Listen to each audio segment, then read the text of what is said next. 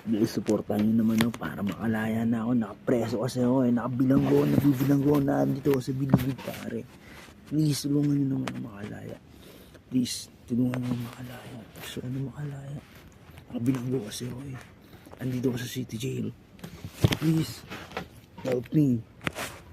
Gusto ko na talaga makalaya guys. Tulungan nyo naman na makalaya. Nakabilanggo ako dito sa Muntinlupa City Jail. Oh please, tulungan nyo na ako. Sana mag-viral yung video. Sana makalaya na ako. Sobrang nakakulong ako eh.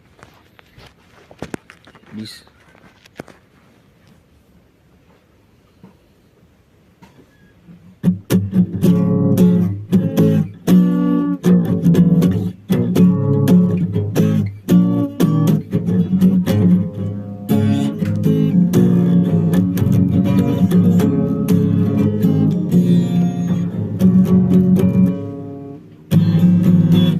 Bilang ko sa rehas na gawa ng puso.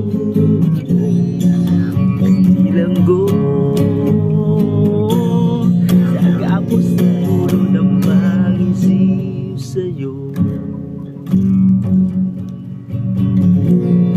Kahit na